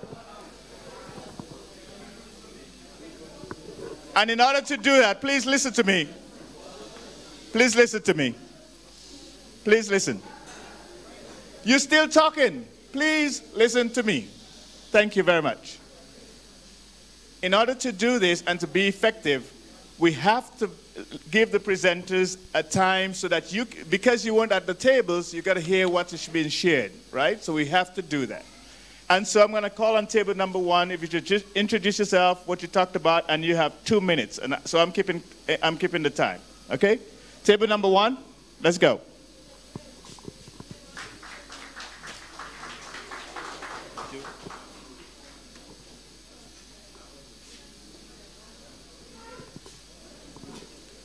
Good afternoon to all. Is it afternoon yet? Okay, table number 1 had to do with agriculture. Can everyone hear me all in the back? Yeah, it's okay. So we had to do with agriculture. We had a good cross-section of persons, youth represented there and so on, which we were really happy with. Generated some interesting discussion. We highlighted some of the issues of agriculture with a little background as to we moving from a sort of plantation estate type system and moving forward to where you have smaller plots of land and farmers participating. And the situation that we have today, where agriculture is not where it should be. One of the suggestions was that we revisit not only the crops and the mix of crops that we grow, but also looking at the production systems. So we've transferred from a plantation type system and moving into the small holdings, but it's still somehow lacking in an understanding of the environment that we work within. And we don't seem to get to be able to put all that we need to put together to have the outputs that we desire. So we have issues with markets. That was one of the problems highlighted. Issues with labor and availability and cost. And there was a suggestion as to how we use technology to advance and to deal with some of the problems. So there was that suggestion for having a sort of platform where young tech-savvy youth can, their skill can be brought to bear on some of the problems that farmers face with regards to knowing where persons who want to purchase their crops are and the volumes that they need, and for vice versa for that information exchange. Yeah, okay. We also had that issue with regards to the drudgery associated with farming and how we can dispel that for our own advancements, where parents not encouraging their kids into agriculture and the kids basically having a wrong perception. The issue of diagnostic capabilities and researches and opportunities that we could steer our young persons in, and where we are seriously lacking. At the same time, we have issues where persons with the skills are not engaged, so that's another issue. In a nature island, in Dominica, the Nature Isle, we have that issue of climate change to confront with. And how do we sort of design what we do on our farms that it would be able to adapt to the changing climate that we face, so that we can, if not recover very quickly when we have those disastrous events. So these are some of the issues that came up. The issue of the state college and the programs that we have there, how we can beef them up to get our youths more ready and more interested in farming and agriculture generally. I understand my time is up. Yep. So.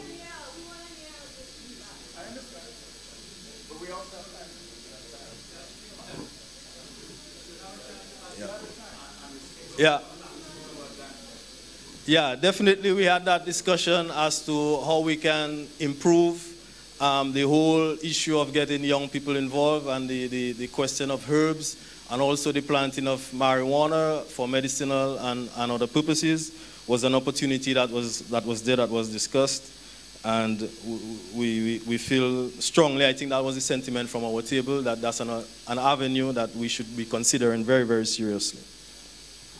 Thank you. Thanks very much. Now, I know we all want to hear, right? And part of why we're trying to do this is we want to get everybody a chance to share, and we might ask also for follow-up after that. So let's at least get through that session, and then we can do after that. Number 2. Okay. Okay, number 2, we dealt with the issue of migration, and we were tasked with addressing 4 questions. The questions are, how do we harness the wealth of talent in the diaspora? How do we reverse the brain drain? How can we be those here and those over there? How can we keep Dominicans living abroad fully connected and part of Dominica?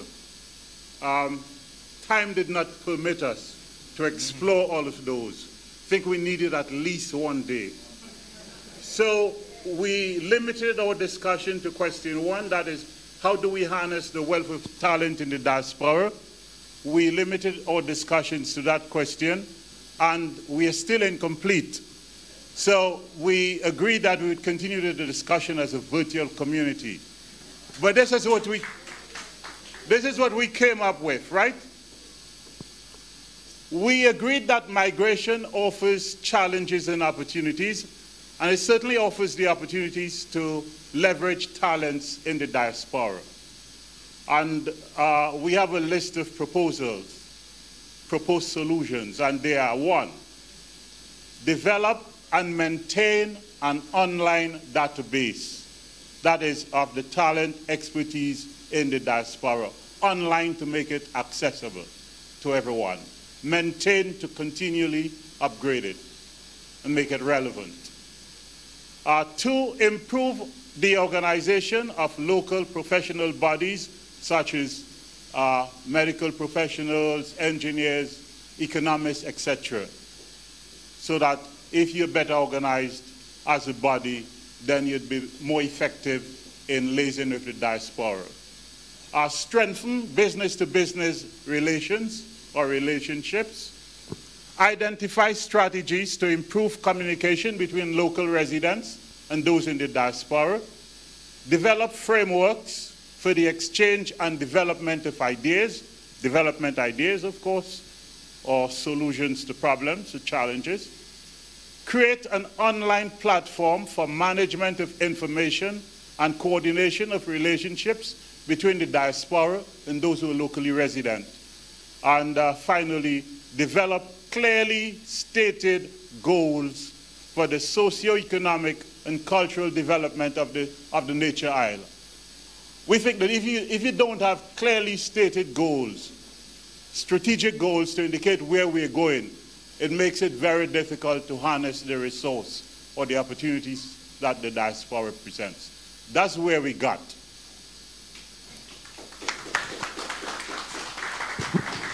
Thank you very much. That's really well said. Well done. Table number 3.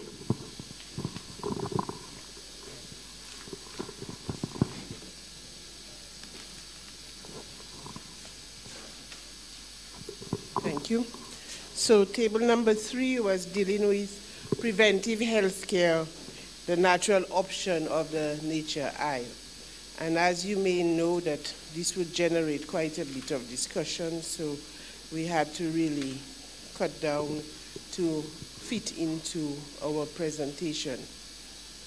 First of all, we have to keep in mind the definition of health. And health is not only the absence of disease, but is the wellness mentally, physically, and socially. And that we have to now use the natural option to maintain our health and to promote wellness instead of focusing on just curative medicine. But we have to be aware what is the leading cause of morbidity and mortality in Dominica.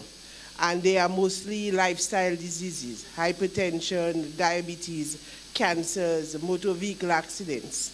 And so we have to look more closely as to how we prevent those diseases. We know already that there are a number of documents in Dominica that deals with policies or to minimize motor vehicle accidents, our health strategies, and even to turn Dominica into an organic island. So we have to go back to these documents and ensure that we implement a number of the recommendations there. We believe that we should develop our herbal industry to help us in the prevention of health or promotion of health. And this would also require a research aspect to ensure that we are using the herbs properly, not only for medicines, but organic foods, and also using the old technology to visit how we control pests and weeds in our agriculture, the growth of our food, which is contributing quite a bit to our health problems. And we need also to revisit the education of our families as to how to remain healthy. Not only impart information to them, but also to close the loop to ensure that they are implementing what they are taught. And this should start from the pregnant woman to the schools and extend it to the families. We also address our population growth. We realize that our population, our number of births are decreasing, and our number of deaths increasing, and migration. So we need to address this, that we have enough persons in Dominica to implement what is needed to help us in our preventive health care. So I think that's where we stop now.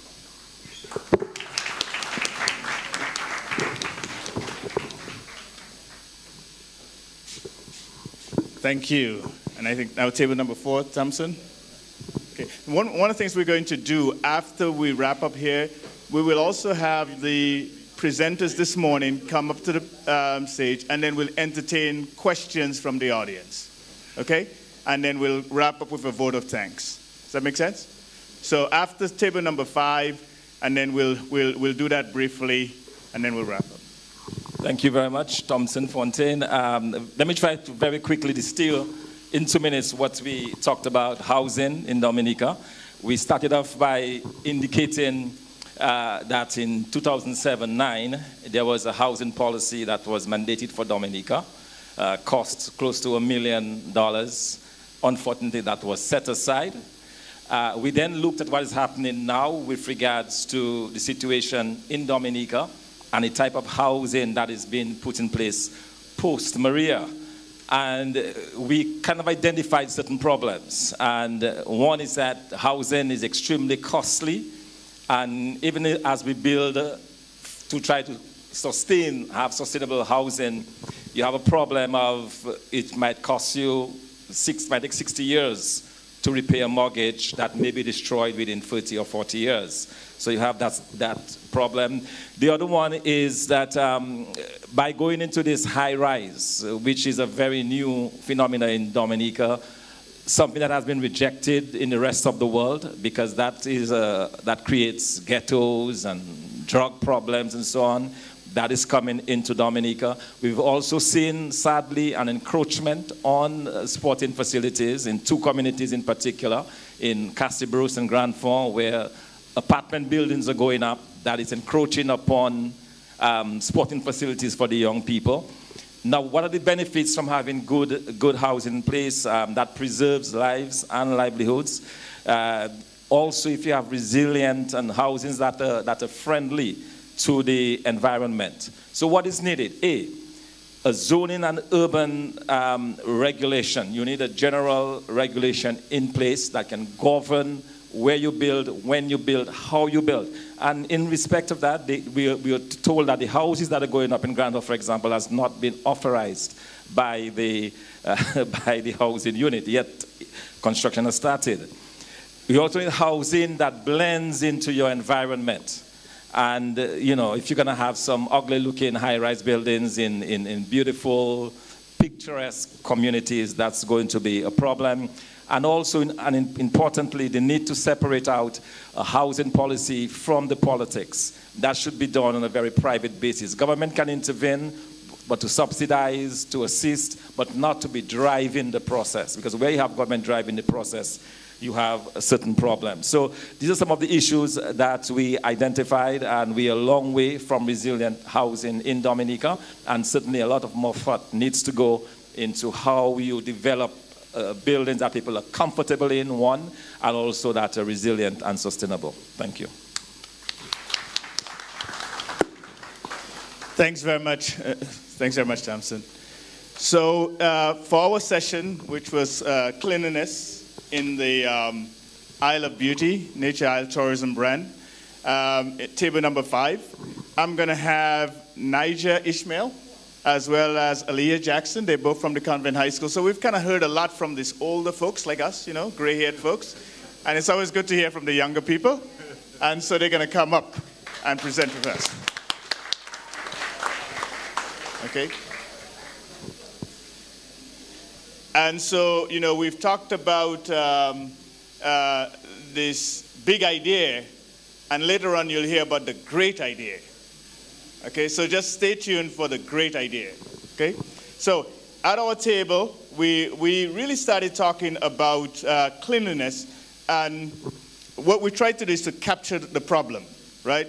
And the problem was one of the key areas, what we keep hearing about is education, lack of education. And so that was one of the key things, and I'm going to turn it over to them. They're going to share some of that. Don't be nervous. Just kind of talk and share what you say. Yeah. Okay, so our group was talking about cleanliness of the environment, obviously, because he just said that. And like he said, lack of education, like the youth is not really aware that what they, like when they throw things around, it's going to affect us in the long run. Maybe not in the short run, but in the long run. And like, you have to know how to dispose of your garbage properly. Because you may think like, why can't I just burn the garbage?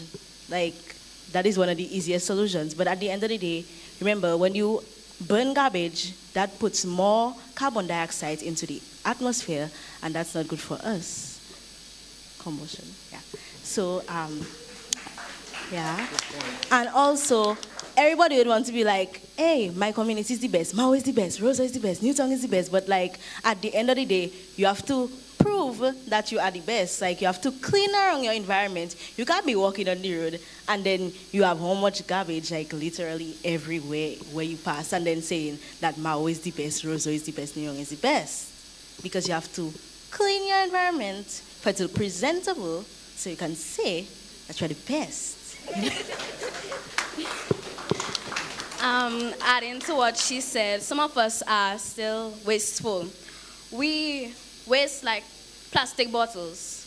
We could reuse them to put water, juices, anything like that, and we just throw them away. Like, really? Bro.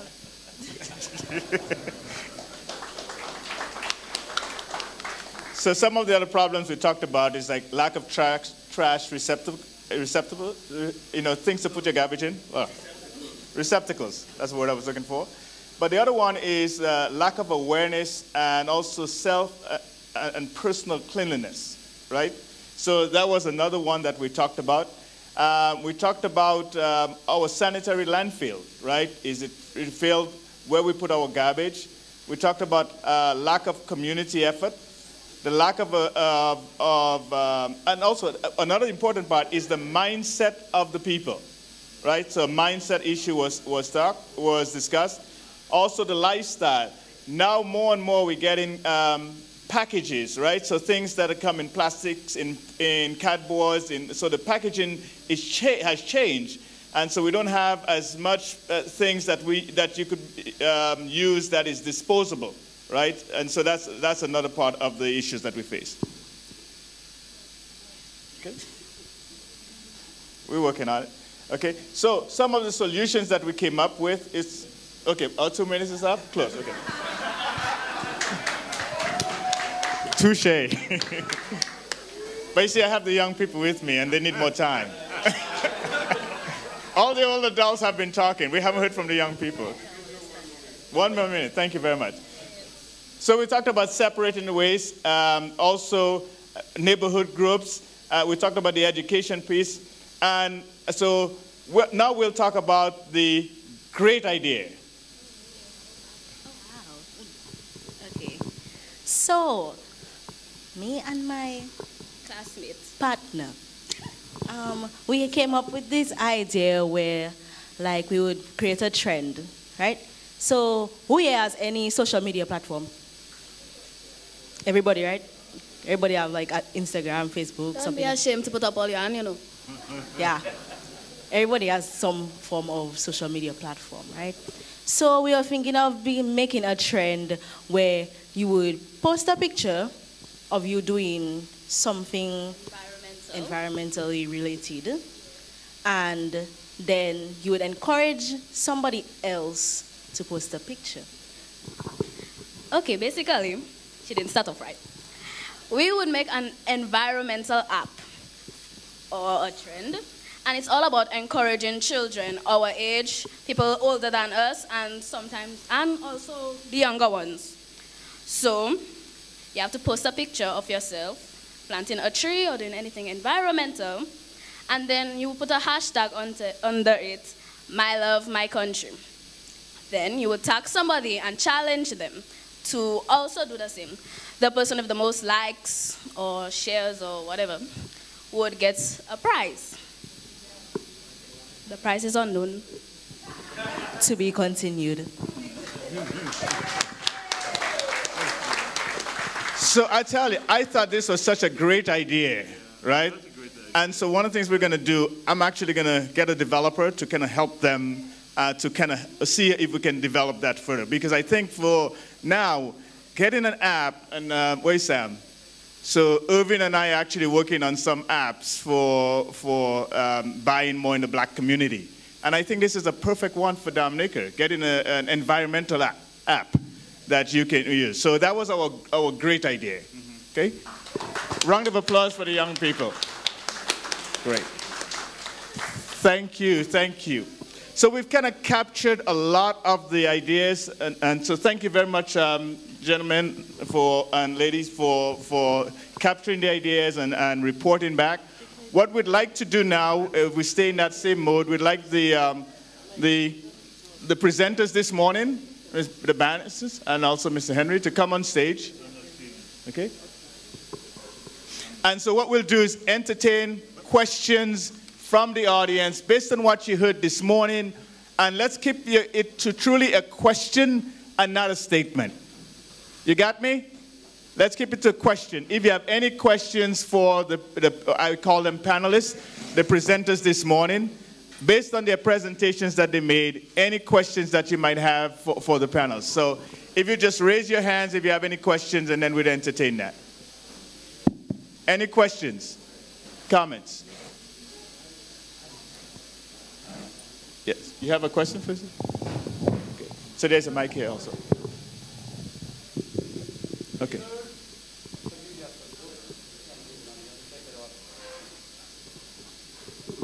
Great. Okay.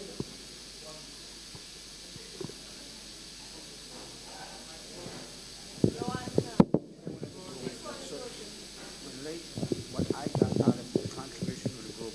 Okay. To what I said. Got it. This one. This one. Yeah, he got one. Okay, Yes. Good afternoon. Is it afternoon? Yes. Just to the people relating to the technological aspect. We hear a lot of things these days about branding. So what I would want to find out from you folks is, what kind of strategy could we entertain to brand our island, our water, our agriculture, whatever we need to brand? What is the process? And how can we help in that process? Yeah, you can answer that. Go ahead. I mean, although I wasn't the presenter of that particular, and if he allows me, because I think it's very important, Bobby, and maybe that's why I was first and it was second.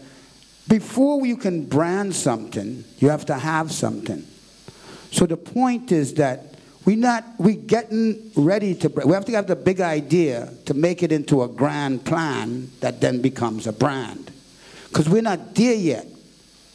And we really have to be this real integrity of the nature island. And I think that's what's missing, and we got some great ideas from these groups, and this has been fantastic. So I didn't want to jump you, is that, before IBM became IBM, they had to make good business machines. Nike had to make good shoes. Then it became a brand. It just didn't make the brand. The product makes the brand. And I don't think we have the product yet. I mean, we have the product with its integrity, but we're not doing the things that you all have just suggested here. Thank you. Hold on, just a minute.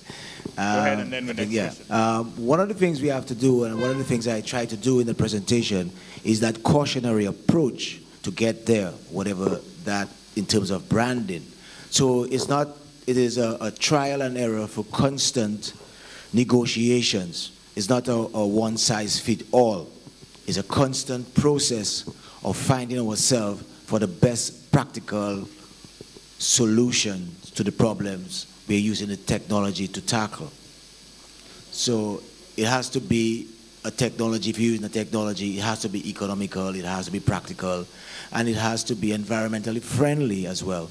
So that way it will be a slow, gradual process. Okay, thank you. One other important part of branding, especially because this is the nature isle, this is an entire country, is that you have to have the buy-in of the authorities, whether it's the government or that thing, you know, because you do not want to be there, well, I have a brand, and you do not even have the, how you say, the agreement by the authorities. So we are at that stage where we are just trying to find it, and when we get there, of course, it has to be taken to the proper authorities before we can brand. Next question. Well, it's not so much a question, but it's a comment to the question and the responses that has been given there. The question of branding is very complex. It's governed by law. There are some persons who know about intellectual property. So the question is whether we want to capture the name Nature Island. What does it reflect? So we have Nature Island, which is the country. So under international law, you have what we call indications, geographical indication. So you can brand Nature Island water, Nature Island dashing, but the country has to, as Ms. Manis indicated, the country has to capture that name. Right now, there are countries like Jamaica and Guyana that are having problems. The term El Dorado, or Demerara, sorry, is the term we associate with Guyana. Yet some of us may have been fortunate to see Demerara sugar around the place. It is not a name captured by Guyana. It is that Guyanese somewhere in Miami who has branded the concept and utilizing it. Also, if we go to Trinidad, the steel pan, they have branded that aspect, the Japanese, whatever it is. So the concept of capturing our name and getting capital, you can make money out of it, intellectual capital, money. So it's important that we push that concept, that we tie Nature Island, and it speaks about something. Some years ago, when let's go quicker. Yes, some years ago, when Mr. Colin Bully was heading OECS, he was talking about branding. So the concept is not new, that it tells a story about your product and you develop a niche. So we have to think along it. I'll think of it along that line. Thank you. Any other questions, comments?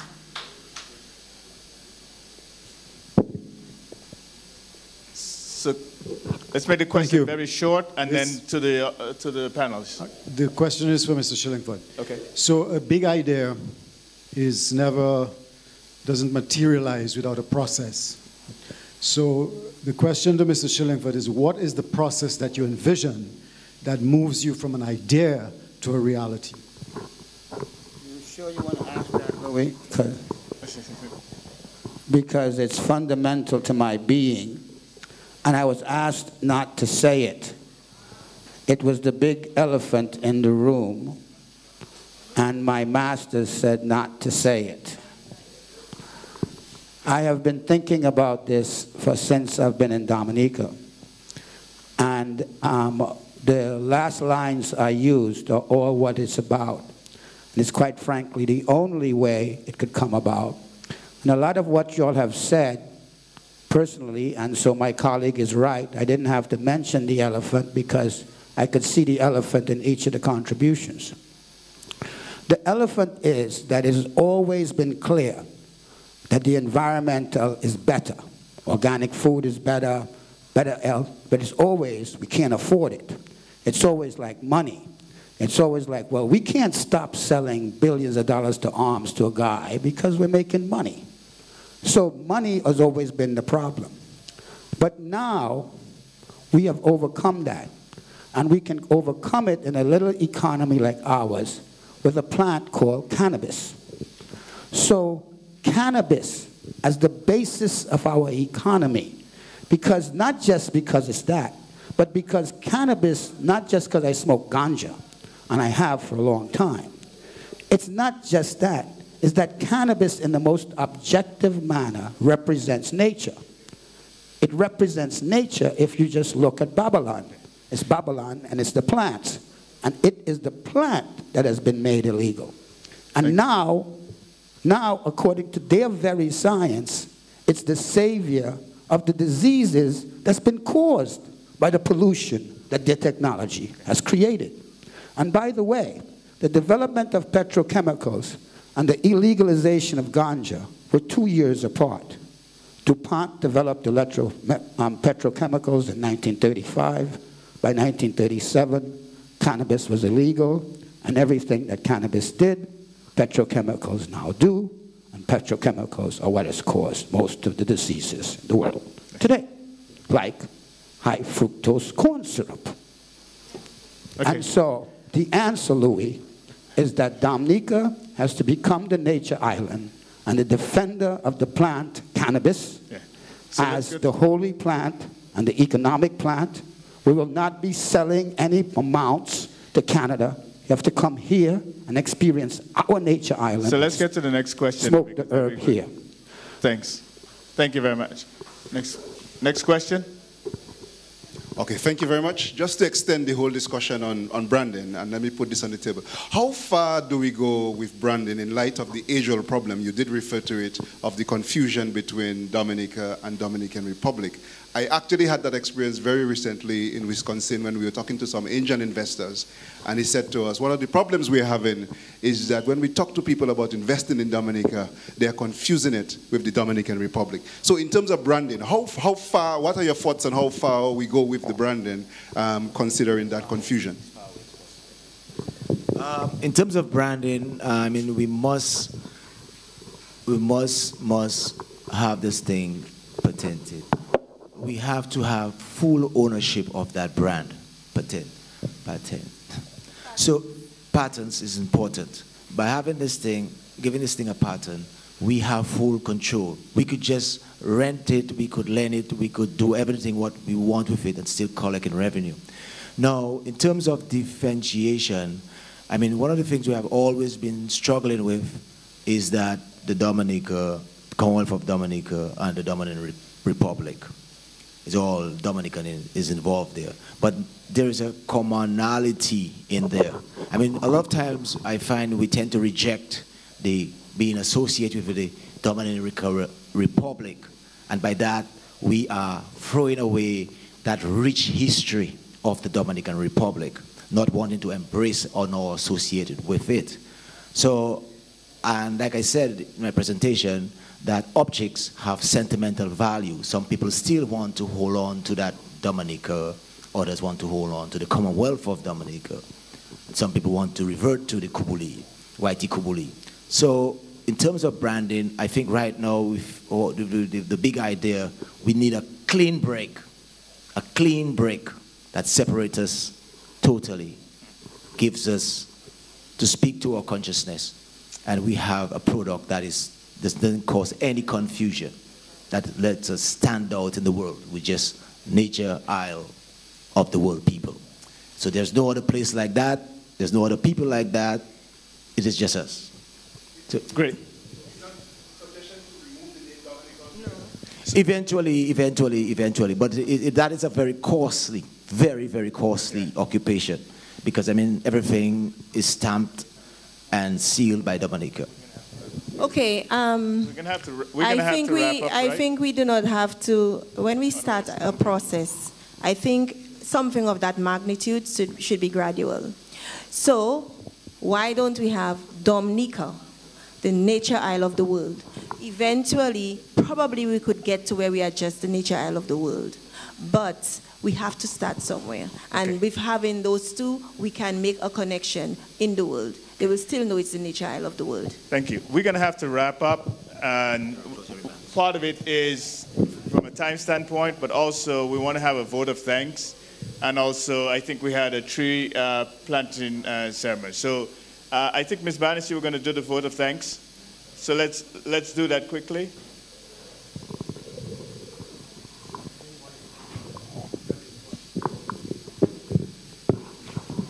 I just really want to say is that is on the table.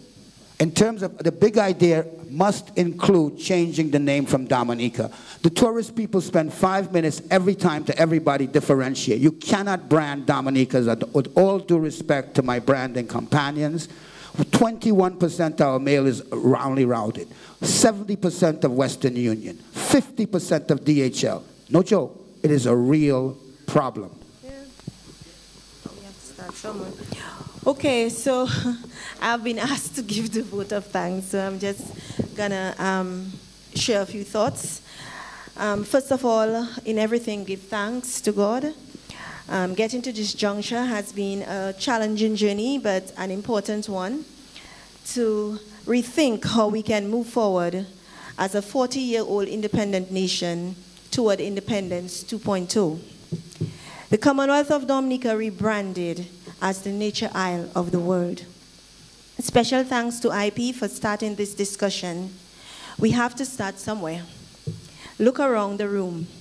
The front tables are covered in blue, red, and green, the three dominant colors associated with our political parties. Personally, I do not think this happened by accident. We came here, there were no covers on the table, and we looked at the back, and these were the tablecloths that we could find. You know, usually you would have one color of something, but I think that that gives us an important message that whatever our party affiliations, first, it's our sovereignty, it's our Dominica, and we must work together to build it. So let us examine ourselves and never to say, you know, that thing of never saying hello to probably a neighbor you vex with. Think about this afternoon. Speak to a neighbor you were vexed with because they have a different color. That's probably the first place we can start if we want to build Dominica together in terms of our nature isle. And there are myriad of them. Thanks, Henry, for a very stimulating presentation. I think that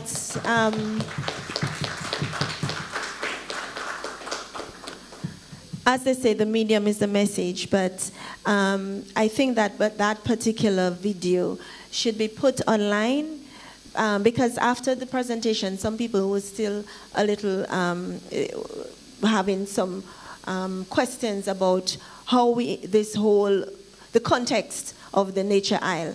And I think if we put that video online, people can take their time in their, in their own homes and sit and look at it to get a better understanding of what the Nature Isle is all about. And the big idea is all about. Thanks also to my husband Albert for continuing to do God's work by sharing with our fellow Dominicans and allowing me to take this journey along with him. Joanza, I hope I said your name right, for your media work and having top-notch execution. Very quiet guy, but seems very thoughtful. Father Coffee, we want to say a special thanks to you this afternoon in agreeing to do at last minute because the other priest we had asked was late, and he was very gracious in stepping up to begin this conference in prayer, because for us, we cannot do anything without, we start off with prayer. IP said he wants to say thanks to Das. We also have to say a special thank you to Simeon Joseph, who was the event manager in preparing the room, getting the room ready. Simeon Joseph, that is. To Dion Dura, the communications personnel. And of course, we have been listening to some great feedback from the different breakout sessions. So we have to say a special thank you to the facilitators, but also to the people who contributed. I mean, I heard some very, very, very serious, well-thought suggestions. And you know, that's why I always say we look for outside, but we have the brains right here among us. Most of all, also we have to we have to say a special thanks to the lady, the pregnant lady, who is going to be helping with the tree planting. It will be a markification so it will really be to mark this inaugural conference of the Nature Isle of the World, you know, because she is going to be a representation of now, and of course the baby that she carries is a representation of the future. Thank you for all the contributions. Anyone who we missed, we just want to say thank you for the different people of government that showed up. We are very thankful. And we are thankful to everyone who attended, because we know time is money and you did make the time to be here. So first, also we have to thank God to be alive and here, because over the last year we know that many people have gone, whether it was after the hurricane. A lot of deaths in Dominica. So let us just think about these people. And let us begin the process of building bridges and embracing the technology of KUDNet, the rebranding of Dominica as the Nature Isle. Thank you.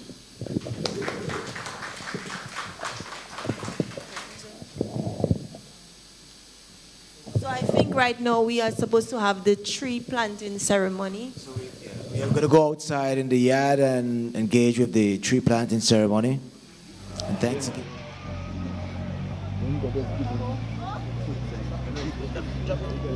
That's it.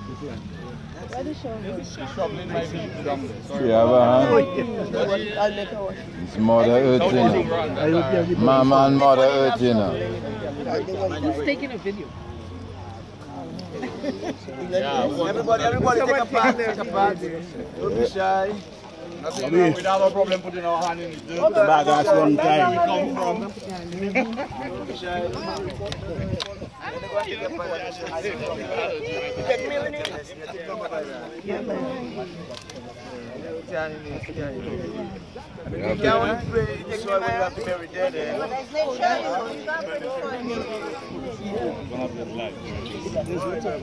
I have to take the picture of the lady belly too, you know.